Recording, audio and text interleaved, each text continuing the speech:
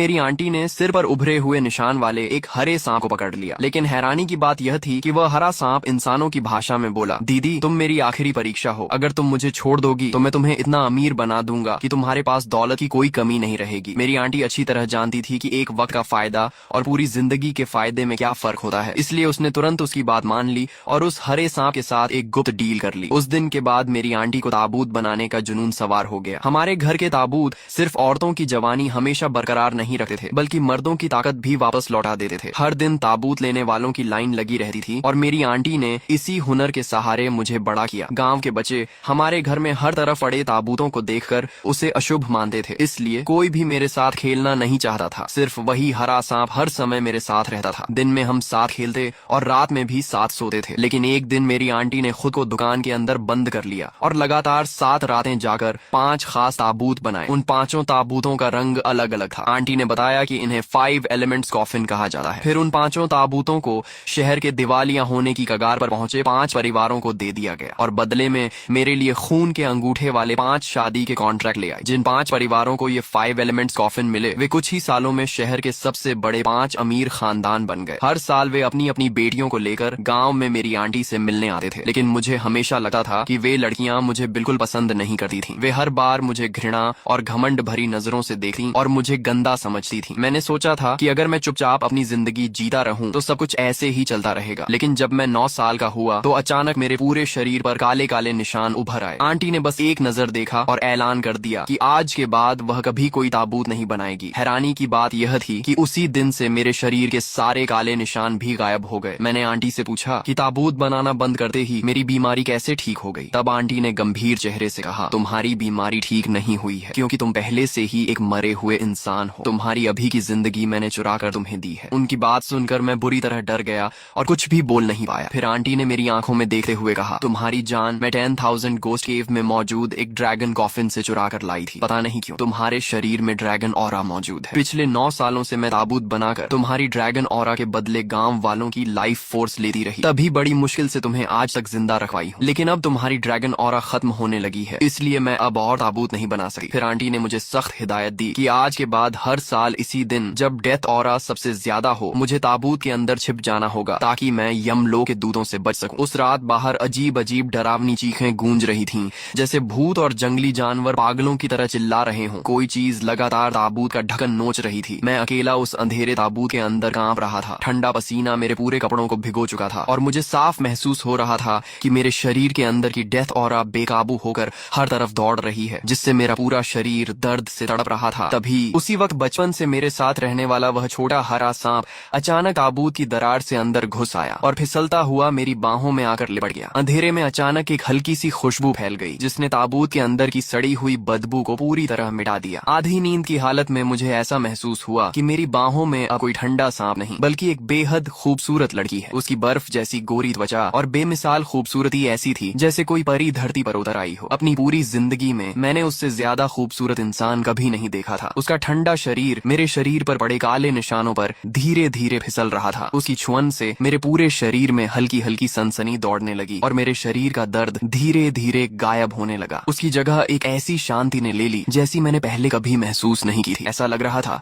कि जब तक वह मेरे साथ है, दुनिया का कोई भी इंसान मुझे नुकसान नहीं पहुंचा सकता। उस रात मुझे कई सालों बाद सबसे सुकून भरी नींद आई। अगली सुबह आंटी ने मुझे ताबूत से बाहर निकाला तो मैंने देखा कि वह हरा सांप गायब था। मैं घबरा कर पूरे घर में उसे ढूंढने लगा, लेकिन घर का एक एक कोना छान मारने के बाद भी उसका कोई निशान नहीं मिला। हाँ, मेरी कलाई पर पता नहीं कब एक हरे रंग का सांप जैसा ब्रेसलेट आ गया था, जिसकी पूंछ और सिर आपस में जुड़े हुए थे। उसी दिन से आंटी ने मुझे तरह तरह की रहस्यमयी विद्याएं सिखानी शुरू कर दी। देखते ही देखते मैं 16 साल का हो गया। तभी अचानक पूरे गांव पर मुसीबतों का पहाड़ टूट पड़ा। ऐसा लग रहा था जैसे किसी ने पूरे गांव पर भयानक श्राप डाल दिया हो। गांव के सारे मुर्गे, बकरियां और दूसरे जानवर एक ही रात में मर गए। कई जवान लोग लकड़ी काटने पहाड़ पर गए और बिना किसी वजह के बुरी तरह घायल होकर लौटे। उधर मेरी हालत भी तेजी से बिगड़ने लगी। पहले सिर्फ मेरे हाथों पर काले निशान थे, लेकिन अब वहाँ काले रंग की सख्त स्केल्स उगने लगी। वे स्केल्स बर्फ जैसी ठंडी और लोहे जैसी कठोर थीं। उनके किनारे इतने नुकीले थे कि हल्का सा छूने पर भी असहनीय दर्द होता था। यहाँ तक कि कपड़े पहनना भी मेरे लिए एक यातना बन गया। आंटी ने खुद को कमरे में बंद कर लिया, अगरबत्ती जलाई और पूरी रात भविष्य की कैलकुलेशन करती रही। जब वह बाहर निकली तो उनके काले घने बाल पूरी तरह सफेद हो चुके थे और उनका शरीर बेहद कमजोर लग रहा था। उन्होंने उन्होंने शहर की दिशा में घूरते हुए गुस्से से कहा, तुम्हें जिंदा रखने वाली यंग एनर्जी और तुम्हारे शरीर की ड्रैगन ऑरा दोनों किसी ने चुरा ली है। जैसे जैसे गांव की बदकिस्मती बढ़ती गई वैसे वैसे वही लोग जो कभी आंटी के एहसान मानते थे अब हमारे खिलाफ बातें करने लगे। कुछ लोग आधी रात को हमारे घर के बाहर काले कुत्ते का खून फेंक जाते। यहाँ तक कि अफवाह फैल गई कि आंटी लोगों की यंग एनर्जी चूसने वाली कोई बूढ़ी चुड़ैल है और हमारे घर के सारे ताबूत शैतानी चीजें हैं जो इंसानों की यंग एनर्जी खींच लेते हैं। आखिरकार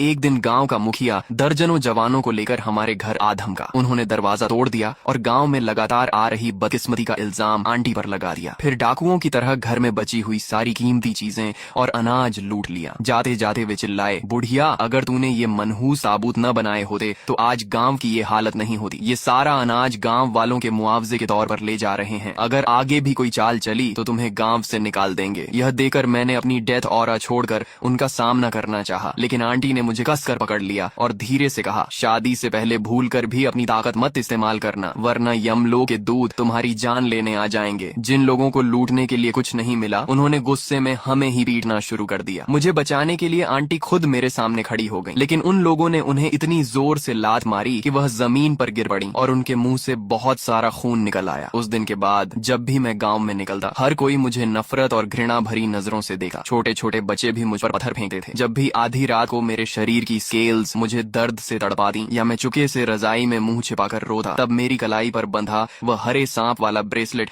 हल्की सी चमकने लगा। फिर एक ठंडी और बेहद कोमल एहसास मेरी कलाई को सहलाने लगा, बिल्कुल वैसे ही जैसे सालों पहले ताबूत के अंदर उस खूबसूरत लड़की ने मुझे अपनी बाहों में भर लिया था। जब मैं 18 साल का हुआ तो एक दिन आंटी अचानक बिना कुछ बताए गायब हो गई। मैंने पूरे गांव में उन्हें ढूंढा, लेकिन आखिरकार मुझे वह घर के अंदर एक ताबूत में मिली। उनकी आंखें बंद थीं और चेहरे पर खून की एक बूंद तक नहीं थी। मुझे लगा कि उन्हें कुछ हो गया है, इसलिए मैं उन्हें जगाने के लिए हिलाने लगा। तभी उन्होंने अचानक पूछा, चेनान इस साल तुम्हारी उम्र कितनी हुई? मैं घबरा गया, लेकिन तुरंत बोला, मैं खरगोश वाले साल 9 सितंबर को पैदा हुआ था। आज ही मैं 18 साल का हुआ हूँ आंटी। तभी आंटी अचानक ताबूत में बैठ गई और बोली, गलत, तुम ड्रैगन ईयर में 9 सितंबर को सुबह 9:09 पर पैदा हुए थे। कल के बाद तुम अभी सिर्फ 17 साल के हुए हो। मैं हैरान रह गया। क्या आंटी को भ्रम होने लगा था? लेकिन तभी उन्होंने अचानक काला खून उगल दिया और जोर जोर से हंसने लगी। हम जीत गए, हम जीत गए, आखिरकार हम जीत गए। मैं डर गया और पूछा, हम क्या जीत गए? उन्होंने कांपती आवाज में कहा, हम किस्मत को हरा चुके हैं। चेनान, मैंने तुमसे कहा था कि तुम्हें मैं ड्रैगन कॉफिन से चुरा कर लाई थी। तुम्हारी पहचान बहुत खास है और तुम्हारी जिंदगी भी मैंने जबरदस्ती उधार ली थी। ये खुद किस्मत के खिलाफ जाने जैसा था। इतने सालों से जो यंग एनर्जी तुम्हें दी गई वह तुम्हारे शरीर के साथ पूरी तरह नहीं मिल पाई, इसलिए तुम्हारे शरीर में यह बदलाव होने लगे और 18 साल की उम्र से पहले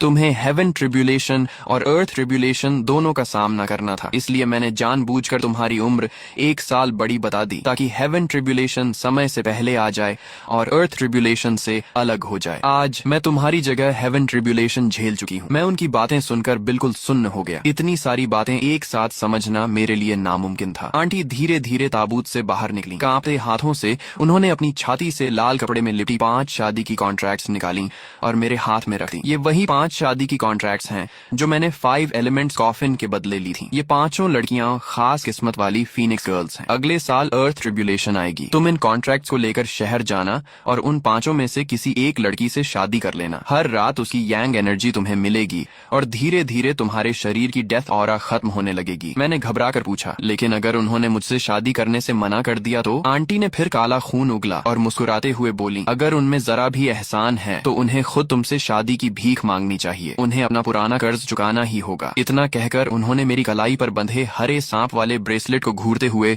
बहुत मुश्किल से कहा, याद रखना चाहे कुछ भी हो जाए इस ब्रेसलेट को कभी मत खोना। ये कहते ही उनकी सांसें हमेशा के लिए रुक गईं और उनका शरीर खून से लथपथ जमीन पर गिर पड़ा। तभी मेरी नजर उनके बिस्तर के नीचे पड़ी मेडिकल रिपोर्ट पर गई। तब मुझे पता चला कि उन्हें बहुत पहले से आखिरी स्टेज का बोन कैंसर था, लेकिन उन्होंने मुझे कभी नहीं बताया। मैं वहीं घुटनों के बल गिर पड़ा। उन 5 शादी की कॉन्ट्रैक्ट्स को सीने से लगाकर फूट फूट कर रोने लगा। अगले दिन मैंने कीचड़ से भरे आंगन में उनके लिए एक छोटा सा अंतिम संस्कार का मंडप बनाया। लगातार 3 दिन तक तेज बारिश होती रही। मैं फटे हुए सफेद कपड़े पहनकर अग्नि के सामने बैठा उनके लिए कागज के पैसे जलाता रहा। पूरा गांव मौत जैसी खामोशी में डूबा था। जिन लोगों पर कभी आंटी ने एहसान किए थे उनमें से एक भी इंसान अगरबत्ती चढ़ाने तक नहीं आया। लोगों का यूं मुंह मोड़ लेना मेरे दिल को पूरी तरह तोड़ चुका था। मैंने तय किया कि आंटी की अंतिम रस्में पूरी होने के बाद मैं इन शादी की कॉन्ट्रैक्ट्स को लेकर शहर जाऊंगा और अपनी होने वाली पत्नी को ढूंढूंगा। लेकिन तीसरे दिन की दोपहर अचानक अचानक दूर से महंगी गाड़ियों की आवाज सुनाई दी। 5 लग्जरी कारें सीधे मेरे टूटे फूटे घर के सामने आकर रुकी। कारों के दरवाजे खुले और 5 बेहद खूबसूरत लड़कियां ऊंची हील पहनकर अपने बॉडीगार्ड्स के साथ मेरे आंगन में दाखिल हुईं। उनके महंगे परफ्यूम की खुशबू ने पल भर में पूरे शोक स्थल की अगरबत्ती की महक दबा दी। गाड़ियों का शोर सुनकर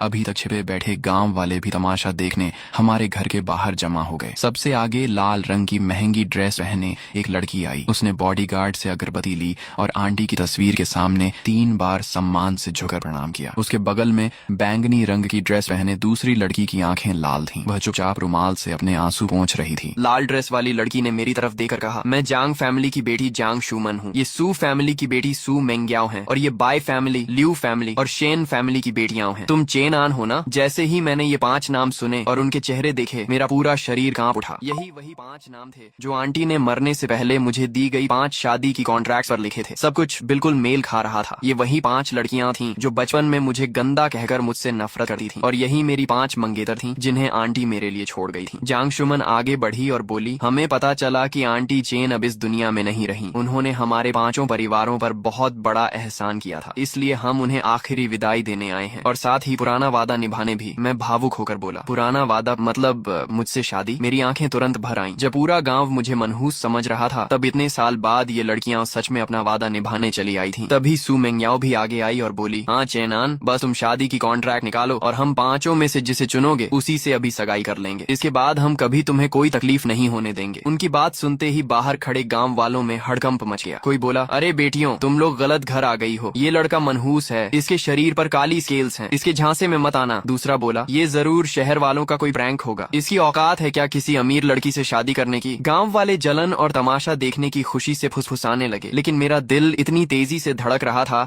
कि जैसे सीने से बाहर निकल आएगा। मेरी आंखों से आंसू बहने लगे। जिस वक्त पूरा गांव मुझे अभिशाप मान रहा था, उसी वक्त शहर की 5 अमीर बेटियां खुद मेरे घर रिश्ता लेकर आई थीं। मैं रोते हुए बोला, थैंक यू, आप सबका बहुत बहुत धन्यवाद। फिर मैंने जल्दी से अपने मैले कपड़ों पर लगे कीचड़ से हाथ साफ किए और किसी अनमोल खजाने की तरह सीने से लगाकर रखी हुई वे 5 शादी की कॉन्ट्रैक्ट्स बहुत संभाल कर निकाल कर उनकी तरफ बढ़ा दी। जांग शुमान ने बड़ी ही नरमी से शादी की कॉन्ट्रैक्ट अपने हाथ में ली। उस पर लगे पुराने खून के अंगूठों के निशान को देखते ही उसकी आंखों में एक पल के लिए हल्की सी सुनहरी चमक उभरी। फिर उसने मुस्कुराकर कहा, चेनान, हमें तुमसे कोई दहेज नहीं चाहिए, लेकिन जब हम सगाई करने आए हैं तो रस्म के हिसाब से कोई लव टोकन तो होना चाहिए। उसकी बात सुनकर मैंने तुरंत सिर हिला दिया और सोचने लगा कि मेरे पास ऐसा क्या है जिसे मैं लव टोकन के रूप में दे सकूं। लेकिन अगले ही पल जांग शुमान की नजर मेरी कलाई पर बंधे उस हरे सांप वाले ब्रेसलेट पर जाकर टिक गई। वह मुस्कुराई और बोली, मुझे तुम्हारा ये ब्रेसलेट बहुत पसंद आया, क्यों ना इसे ही हमारी सगाई की निशानी बनाकर अपनी होने वाली पत्नी को दे दो। उसकी बात सुनते ही मैं वहीं ठिठक गया। मैंने तुरंत अपनी कलाई को दोनों हाथों से ढक लिया। ये ब्रेसलेट तो बचपन से मेरे साथ था, जैसे मेरी जिंदगी का ही हिस्सा बन चुका हो। मैंने घबराकर सिर हिलाया और कहा, माफ करना, ये नहीं दे सकता। इसके अलावा जो चाहो मैं दूसरा कुछ ढूंढ देता हूँ। इतना कहकर मैं एक कदम पीछे हट गया, लेकिन मेरा वह एक कदम पीछे हटना जैसे किसी छिपी हुई आग में घी डालने जैसा था। तभी बाहर खड़ी गांव के मुखिया की पत्नी ताना मारते हुए बोली, अरे तुम्हें शर्म नहीं आती? शहर की 5 अमीर बेटियां तुमसे शादी करने को तैयार हैं, सिर्फ एक पुराना ब्रेसलेट मांगा है और तुम उसे भी छिपा रहे हो। उसकी बात सुनते ही बाकी गांव वाले भी मेरा मजाक उड़ाने लगे। सबके चेहरों पर जलन और तिरस्कार साफ दिखाई दे रहा था। मैं शर्म से सिर झुकाकर खड़ा रह गया। मेरे हाथ हवा में ही रुक गए और मुझे समझ ही नहीं आया कि उन्हें क्या जवाब दूं। तभी सू मेंग्याओ सीधे मेरे सामने आ गई। उसने मुझे अजीब सी मुस्कान के साथ देखा। जब उसने महसूस किया कि मैं घबराहट में कुछ सोच भी नहीं पा रहा हूँ, तो उसने अचानक मेरा हाथ पकड़ लिया और बिना मेरी इजाजत के मेरी कलाई से वह ब्रेसलेट उतार लिया। फिर उसने बड़े आराम से वह ब्रेसलेट जांग शुमान के हाथ में रख दिया और मुस्कुराकर बोली, लो, अब लव टोकन भी मिल गया, अब हमारी सगाई पकी समझो। जांग शुमान ने उस हरे ब्रेसलेट को अपने हाथ में लेकर ध्यान से देखा। उसके चेहरे पर एक अजीब सी खुशी साफ दिखाई दे रही थी। फिर उसने अपने बैग से काले रंग का एक कपड़ा निकाला और मेरे सामने आकर बोली, चेनान, हमारी सगाई की खुशी में हमने तुम्हारे लिए एक छोटा सा सरप्राइज तैयार किया है। अब हम तुम्हारी आंखों पर ये कपड़ा बांधेंगे। हम 5 यहीं खड़ी रहेंगी। तुम जिसे पकड़ लोगे आज रात उसी के साथ तुम्हारी सुहागरात होगी। सुहागरात शब्द सुनते ही मेरा चेहरा लाल हो गया, लेकिन मुझे आंटी की बात याद आ गई, इसलिए मैंने तुरंत मना करना चाहा। तभी जांग शुमान मुस्कुराते हुए मेरी आंखों पर काला कपड़ा बांधने लगी और बोली, तुम्हारी आंटी कल रात मेरे सपने में आई थी। उन्होंने कहा कि उनकी सबसे बड़ी इच्छा तुम्हारी शादी देखना थी। हम बस उनकी आखिरी इच्छा पूरी कर रहे हैं। उस पल मुझे सच में लगा कि शायद पहली बार किस्मत मुझ पर मेहरबान हुई है। लेकिन जैसे ही मेरी आंखों पर कपड़ा पूरी तरह बंधने वाला था, मैंने एक झलक के लिए जांग शुमन के चेहरे की तरफ देखा। उसके होंठों पर अचानक एक बेहद चालाक और रहस्यमयी मुस्कान उभर आई। अगले ही पल मेरी आंखों के सामने पूरी तरह अंधेरा छा गया। अब मुझे सिर्फ उन 5 लड़कियों की धड़कनों और सांसों की आवाज सुनाई दे रही थी। तभी मुझे आंटी द्वारा सिखाई गई 7 साल की गुप्त कला याद आ गई। आखिरकार आज उसे इस्तेमाल करने का मौका आ चुका था। मैंने चुके से अपनी उंगलियों से एक हैंड सील बनाया और अपनी तकनीक को सक्रिय कर दिया। मेरी सेंस टेक्निक एक्टिव होते ही मेरी महसूस करने की शक्ति चारों तरफ फैल गई और आसपास की हर चीज मुझे साफ दिखाई देने लगी। लेकिन वहाँ मुझे प्यार भरी नजरों से देखने वाली मेरी मंगेतरें नहीं दिखी। मैंने देखा कि सू मेंग याओ अभी अभी हम 5 की शादी की कॉन्ट्रैक्ट समेट कर रख चुकी थी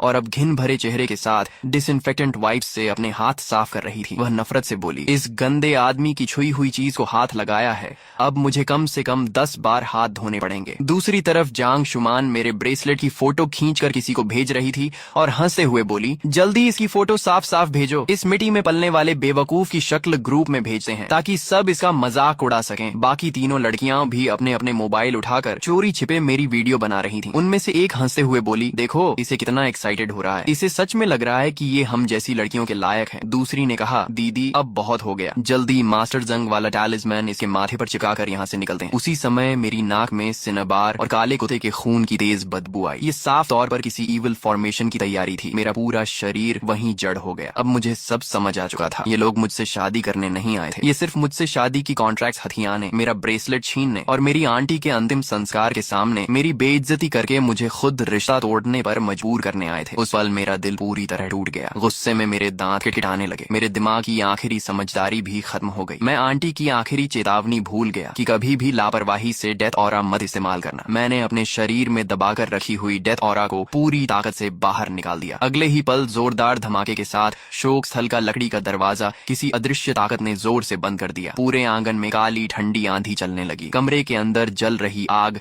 हरे रंग की लपटों में बदल गई। 5 लड़कियां डर से कांप उठी। किसी ने घबरा कर कहा, ये दरवाजा अचानक ऐसे बंद हो गया। सू मेंगयाओ कांपते हुए जांग शुमान के कान में फुसफुसाई, दीदी कहीं ये चेन आंटी की आत्मा तो नहीं। मैं वहीं खड़ा रहा। मैंने जानबूझकर अपनी आंखों से काला कपड़ा नहीं हटाया और ऐसे दिखाया जैसे मुझे कुछ पता ही नहीं हो, लेकिन मेरे होंठों पर एक ठंडी मुस्कान आ चुकी थी। मैंने कहा, अरे तुम सब अचानक चुप क्यों हो गई? क्या अब मैं तुम्हें पकड़ सकता हूँ? सच कहूँ तो तुम 5 ही मुझे बहुत पसंद हो। क्या मैं तुम सबको एक साथ चुन सकता हूँ? सपने देखना बंद कर, एक लड़की गुस्से से चिल्लाई, लेकिन जांग शुमान ने उसे तुरंत रोक दिया और धीरे से बोली, मैं 3 तक गिनती हूँ, फिर तुम इसे पकड़ लेना। इतना कहकर वह हाथ में वह अजीब सिंबल वाला टैलिस्मैन लिए धीरे धीरे मेरी तरफ बढ़ने लगी। उसका इरादा था कि वह चुके से वह टैलिस्मैन मेरे माथे पर चिपकाकर इस पूरे मजाक को खत्म कर दे। लेकिन जैसे ही वह मेरे बिल्कुल पास पहुंची, मैंने अचानक बिजली की तरह हाथ बढ़ाकर उसकी कलाई पकड़ ली। जांग शुमान ने डर के मारे जोर से सांस खींची और उसका पूरा शरीर जम गया। मैं हंसते हुए बोला, हाँ आखिर तुम्हें पकड़ ही लिया। फिर मैंने जोर से उसे अपनी तरफ खींच लिया और उसे अपनी बाहों में कैद कर लिया। मेरी उंगलियों से डेथ ऑरा उसकी कलाई में घुस गई और सीधे उसकी लाइफ पॉइंट को जकड़ लिया। मैं ठंडी आवाज में बोला, चाहे तुम 5 में से कोई भी हो, अब जब पकड़ ही लिया है तो चलो आज रात अपनी सुहाग रात पूरी करते हैं। चेनान छोड़ो मुझे। जांग शुमान पहली बार सच में डर गई। दर्द और डर की वजह से वह पूरी ताकत से छूटने की कोशिश करने लगी, लेकिन उसकी ताकत मेरे सामने किसी छोटे बच्चे जैसी थी। वह चाहकर भी खुद को छुड़ा नहीं पा रही थी। मैं फैसला कर चुका था कि आज इनके साथ सारा हिसाब बराबर कर दूंगा। तभी अचानक आसमान को चीरती हुई एक बेहद डरावनी सोना की आवाज गूंज उठी। वह किसी इंसान द्वारा बजाई गई धुन नहीं थी, वह यमलोक के दूतों की वह धुन थी जो किसी की आत्मा लेने आते समय बजती है। मेरा दिल एक पल के लिए रुक गया। बुरा हो गया, आज मेरा 18वां डेथ ट्रिब्यूलेशन डे है। मैंने अभी डेथ ऑरा इस्तेमाल कर दी, इसलिए यमलोक के दूत इतनी जल्दी यहाँ पहुँच गए। अगर मैंने अभी इसे नहीं रोका तो आज मेरी मौत तय है। मैंने तुरंत अपनी सारी डेथ ऑरा वापस डैंटियन में दबा दी। डेथ ऑरा के उल्टा बहने से मेरा पूरा शरीर जोर से कांप उठा। ऐसा लगा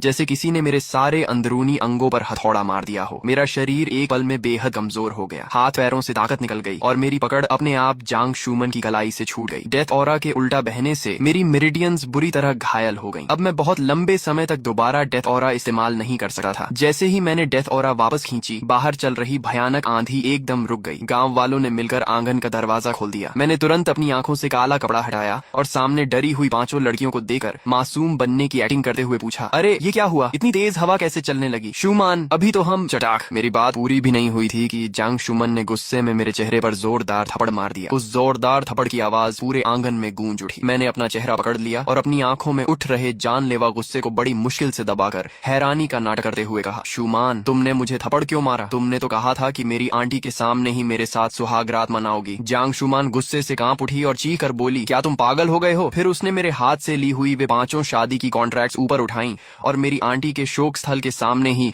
उन्हें एक एक करके बेरहमी से फाड़ मार डाला। कागज के टुकड़े हवा में उड़ने लगे। वह तिरस्कार से बोली, चेनान, तुम तो सच में मेंढक होकर हंस का सपना देख रहे हो। पहले जाकर आईने में अपनी शक्ल देखो। मेरे साथ सुहागरात, तुम उसके लायक भी हो। हवा में उड़ते हुए उन फटे हुए कॉन्ट्रैक्ट्स के टुकड़े ऐसे लग रहे थे जैसे हर टुकड़ा मेरे चेहरे पर एक जोरदार थप्पड़ मार रहा हो। उसके बाद जियांग शूमन के बॉडीगार्ड्स ने मुझे उठाकर आंगन के बीच कीचड़ में फेंक दिया। मैं भीगा हुआ वहीं गिर पड़ा और मेरा पूरा शरीर कांपने लगा। तभी अचानक गांव का मुखिया और कुछ ताकतवर आदमी फावड़े और कुदाल लेकर मेरे सामने आकर खड़े हो गए। मुखिया जोर से चिल्लाया, तुम लोग क्या कर रहे हो? ये लड़का माँ बाप के बिना पला है, इसीलिए इसमें तमीज नहीं है। उन्हें मेरे सामने खड़ा देकर एक पल के लिए मुझे लगा कि शायद गांव में अभी भी कोई आंटी के पुराने एहसान याद रखता है। मेरी आंखें भर आईं। मैं उनका शुक्रिया कहना ही चाहता था कि अगले ही पल मुखिया का चेहरा बदल गया। वह जियांग शूमान की तरफ चापलूसी भरी मुस्कान के साथ मुड़ा और बोला, लेकिन एक बात है, इस लड़के की गलती है कि इसने आप लोगों का अपमान किया। हम इसे आपके सामने घुटनों पर बैठाकर माफी मंगवा देंगे, मगर आपने भी आज हमारे गांव के नियम तोड़े हैं, इसलिए कुछ मुआवजा तो छोड़ना ही पड़ेगा। ये सुनकर मुझे समझ आ गया कि वे मेरी मदद करने नहीं आए थे, बल्कि पैसे ऐंठने आए थे। जियांग शूमान ने उनकी बात सुनकर बेहद तिरस्कार से हंसी और बोली, मुआवजा चाहिए? ठीक है। उसने उंगली चटकाई। उसके बॉडीगार्ड्स ने वे काले सूटकेस खोल दिए जिन्हें अब तक दहेज का सामान बताया जा रहा था। अगले ही पल उनमें से लाल लाल नोटों की गड्डियां जमीन पर गिरने लगीं और देखते ही देखते पैसों का छोटा सा पहाड़ बन गया। ये देखकर गांव वालों की आंखें फटी की फटी रह गईं। उनकी सांसें तेज हो गईं और वे खुद ब खुद उन 5 लड़कियों के पीछे जाकर खड़े हो गए। मेरा दिल पूरी तरह ठंडा पड़ गया। अब साफ हो चुका था कि ये लोग मेरी मदद नहीं बल्कि मुझे इस्तेमाल करके पैसे कमाना चाहते थे। शायद बाद में मुझसे ही इन्हीं का एहसान भी मनवाते। मैंने अपने अंदर उठ रहे गुस्से को दबाते हुए ठंडी आवाज में कहा, तुम लोग भूल गए क्या? अगर मेरी आंटी के 5 एलिमेंट्स कॉफिन्स नहीं होते तो आज तुम लोग इस मुकाम पर कभी नहीं पहुंचते। क्या तुम्हें कर्मा का जरा भी डर नहीं? मेरी बात सुनकर जियांग शूमन ऐसे हंसी जैसे उसने दुनिया का सबसे बड़ा मजाक सुन लिया हो। वह बोली, कर्मा, असली धोखा तो तुम्हारी आंटी ने हमें दिया था। एक मरा हुआ इंसान किसी जिंदा लड़की से शादी कैसे कर सकता है? ये शादी की कॉन्ट्रैक्ट्स तो शुरू से ही बेकार थी। उसकी बात सुनकर पूरा गांव सन्न रह गया। मुखिया हकलाते हुए बोला, जियांग मिस, आप क्या कह रही हैं? चेनान जिंदा नहीं है? जियांग शूमन ने ठंडी हंसी हंसते हुए अपने लोगों से एक पुराना कांस्य का फेंग शुई मिरर मंगवाया और उसे मेरे सामने कर दिया। वह बोली, चेनान, सबको दिखाओ कि तुम असल में क्या हो। मैंने अनजाने में उस आईने की तरफ देखा। गांव वालों ने भी उसमें झांका। अगले ही पल पूरे आंगन में चीखें गूंज उठी। उस आईने में किसी इंसान का प्रतिबिंब नहीं था। वहाँ सिर्फ काले धुएं जैसी एक डरावनी परछाई दिखाई दे रही थी जिसके चारों तरफ डेथ ऑरा घूम रही थी। कोई डर के मारे चिल्लाया, इसके अंदर इंसान की परछाई ही नहीं है, ये तो भूत है। मुखिया डरकर कई कदम पीछे हट गया। जियांग शूमान ने जहरीली मुस्कान के साथ कहा, अब समझे? तुम्हारे गांव में जो लगातार बदकिस्मती आ रही थी वह कोई प्राकृतिक आपदा नहीं थी। ये सब इसी मरे हुए इंसान की वजह से हो रहा है। ये तुम्हारी यांग एनर्जी चूस कर जिंदा है और इसकी मरी हुई आंटी ने इतने साल तुम सबको बेवकूफ बनाया। उसकी बात सुनते ही पूरे आंगन में सन्नाटा छा गया। एक तरफ जमीन पर पड़े पैसों के ढेर थे और दूसरी तरफ आईने में दिखाई देता मेरा डरावना प्रतिबिंब। गांव वालों के चेहरे धीरे धीरे बदलने लगे। किसी ने गुस्से में चिल्लाकर कहा, तो उस चुड़ैल ने हम सबको धोखा दिया। दूसरा बोला, अब क्या देख रहे हो? इसका शोक स्थल तोड़ दो। उनकी बातें सुनकर मेरा सीना गुस्से से जल उठा। मैंने मन ही मन कहा, मैंने तुम लोगों की यांग एनर्जी छीनी नहीं थी, सिर्फ उधार ली थी और मेरी ड्रैगन ऑरा की वजह से ही तुम सब अमीर बने। तुम्हारे बच्चे शहर में बड़े बड़े बंगले लेकर रहते हैं, शादी ब्याह कर चुके हैं और आज तुम लोग मेरी आंटी का शोक स्थल तोड़ने आए हो। अगले ही पल वही गांव वाले जो कभी हमारे अपने थे हाथों में फावड़े और मशालें लेकर मेरी तरफ बढ़ने लगे। मैं तुरंत अपनी आंटी के शोक स्थल के सामने खड़ा हो गया और लाल आंखों से दहाड़ते हुए बोला, आज अगर किसी ने इस शोक स्थल को हाथ भी लगाया तो मैं कसम खाता हूँ आज रात ही उसे मेरी आंटी के सामने घुटने टेकने भेज दूंगा। मैं भले ही बेहद कमजोर था लेकिन उस वक्त मेरा चेहरा इतना भयानक था कि सारे गांव वाले डरकर आधा कदम पीछे हट गए। कोई भी आगे आने की हिम्मत नहीं कर रहा था। तभी जियांग शूमन ने धीमी लेकिन जहरीली आवाज में कहा, डर किस बात का? इसकी यांग एनर्जी कब की खत्म हो चुकी है। अभी ये सिर्फ आखिरी सांसों पर टिका हुआ है। बस इसका शोक स्थल तोड़ दो। ये आज रात अपने आप मर जाएगा। अगर किसी की जान भी गई तो उसका जिम्मा हमारा जांग फैमिली लेगा और जमीन पर पड़े सारे पैसे तुम लोग आपस में बांट लेना। जांग फैमिली का सहारा और सामने पड़े पैसों का लालच देकर गांव वालों की आखिरी इंसानियत भी खत्म हो गई। उन्होंने बिना एक पल सोचे आग का पात्र लात मारकर गिरा दिया और लाठियां बरसात की तरह मेरे ऊपर टूट पड़ी। मैं पूरी ताकत से उनका सामना करता रहा और अपने शरीर से आंटी की यादगार को ढाल बनकर बचाता रहा। लेकिन मैं अकेला था और डेथ ऑरा दबाने की वजह से पहले ही बेहद कमजोर हो चुका था। कुछ ही पलों में मेरी पीठ पर, सिर पर और पूरे शरीर पर लगातार भारी वार पड़ने लगे। मेरी आंखों के सामने अंधेरा छा गया। मैं बेबसी से सिर्फ इतना देख पा रहा था कि वे लोग धीरे धीरे आंटी की यादगार की तरफ बढ़ रहे हैं। जियांग शूमन मेरे सामने आकर रुकी। उसके हाथ में मेरा हरे सांप वाला ब्रेसलेट था। वह मुझे ऊपर से घूरते हुए होठों पर तिरस्कार भरी मुस्कान लिए खड़ी थी। तभी जैसे ही मैं दर्द से बेहोश होने वाला था, अचानक चटाक की तेज आवाज आई। जियांग शूमन के हाथ में पकड़ा हुआ ब्रेसलेट अचानक हट गया और उसमें से बेहद तेज बर्फ जैसी सफेद रोशनी निकल पड़ी। अगले ही पल एक भयानक ठंडी शक्ति चार चारों तरफ फैल गई। आसमान से बरस रही मूसलाधार बारिश पल भर में अनगिनत बर्फीले कांटों में बदल गई। जो गांव वाले अभी तक आंटी की यादगार तोड़ रहे थे, उनकी हरकतें धीरे धीरे रुकने लगी। उनके हाथों में पकड़ी कुदाल और फावड़ों पर मोटी बर्फ जम गई। जांग शुमन दर्द से चीख उठी। उसकी कलाई देखते ही देखते नीली पड़ गई और उसने डर के मारे ब्रेसलेट हाथ से छोड़ दिया। इससे पहले कि कोई समझ पाता कि आखिर हुआ क्या है, अचानक एक विशाल हरा सांप आसमान को चीरता हुआ बाहर निकला। उसकी डरावनी फुफकार पूरे आंगन में गूंज उठी। उसकी बर्फ जैसी ठंडी आंखें वहां मौजूद हर इंसान पर घूमी। उसी पल उसकी भयानक ऑरा पूरे आंगन में फैल गई। जो बॉडीगार्ड और गांव वाले अभी तक मुझे मार रहे थे, वे सब किसी अदृश्य ताकत से हवा में उछलकर दूर कीचड़ में जा गिरे। मैं टूटे हुए शोक स्थल की ईंटों पर बैठा उस विशाल हरे सांप को हैरानी से देखता रह गया। वो वही थी, वही जिसने मेरे 9 साल की उम्र में ताबूत के अंदर मुझे मौत से बचाया था। वही रहस्यमयी लड़की। अब मुझे समझ आया कि वह कभी मुझे छोड़कर गई ही नहीं थी। वह इतने सालों से आंटी द्वारा दिए गए उसी स्पिरिट स्नेक ब्रेसलेट के अंदर सो रही थी। लेकिन इससे पहले कि वह विशाल हरा सांप पूरी ताकत से हमला करता, अचानक बाहर से फिर वही रोंगटे खड़े कर देने वाली सुवना की आवाज गूंज उठी। बिना किसी चेतावनी के चारों तरफ काली ठंडी हवा चलने लगी। ऐसा लगा जैसे आसमान की सारी रोशनी किसी ने एक ही पल में निगल ली हो। पूरा आंगन मौत जैसी खामोशी और अंधेरे में डूब गया। घने बादलों के बीच से 2 लंबे पतले साए धीरे धीरे उतरने लगे। उनके सिर पर ऊंची टोपियां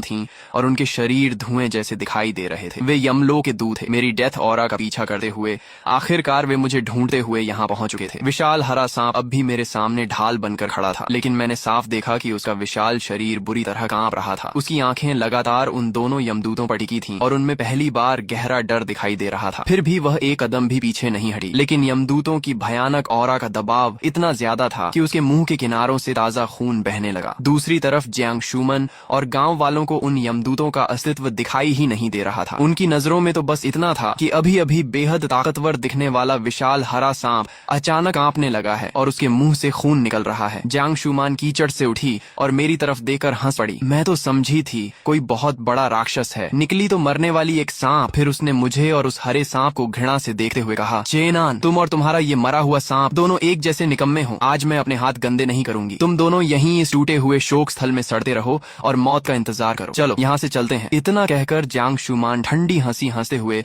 बाकी चारों लड़कियों के साथ अपनी लग्जरी कार में बैठ गई। गांव वालों ने भी सोचा कि कहीं कोई अपशकुन न हो जाए, इसलिए वे भी डर के मारे भाग खड़े हुए। कुछ ही पलों में पूरा आंगन खाली हो गया। मैं दांत भींचे उनकी दूर जाती कारों की लाल लाइटों को घूरता रहा। मेरे दिल में अपमान और गुस्सा इस कदर भर चुका था कि ऐसा लग रहा था जैसे मेरा सीना फट जाएगा। लेकिन जैसे ही वे गाड़ियां नजर से ओझल हुई, बाहर खड़े दोनों यमदूतों ने एक साथ अपनी काली सोल चेन्स मेरी तरफ फेंकी। वे मौत की भयानक ऑरा से भरी हुई जंजीरें सीधा मेरे सिर की तरफ बिजली की रफ्तार से बढ़ी। तभी वह विशाल हरा सांप जोर से चिल्लाया, भागो! वह विशाल हरा सांप एक दर्द भरी लेकिन अडिग फुफकार के साथ अपनी लाइफ एसेंस जलाने लगा। अगले ही पल उसने अपनी पूरी ताकत से उन दोनों सोल चेन्स पर हमला कर दिया और उन्हें जबरदस्ती एक तरफ धकेल दिया। यमदूत गुस्से से गरज उठे, लेकिन उसी पल हरे सांप ने बुरी तरह घायल मुझे अपनी पूंछ में लपेट लिया और सफेद रोशनी की एक किरण बनकर सीधे घने पहाड़ों की तरफ भाग निकला। हम बहुत देर तक लगातार भागते रहे। शुरुआत में वह बड़े बड़े पेड़ों से बचते हुए निकल रही थी, लेकिन पीछे से आती सुवोना की आवाज लगातार तेज और करीब होती जा रही थी। आखिरकार उसने सब कुछ दांव पर लगा दिया और सीधे रास्ते में आने वाले हर पेड़ को तोड़ते हुए पूरी रफ्तार से आगे बढ़ने लगी। न जाने कितने विशाल पेड़ उसके रास्ते में टूटकर गिर गए। काफी देर बाद जब पीछे से आती सुवोना की आवाज पूरी तरह गायब हो गई,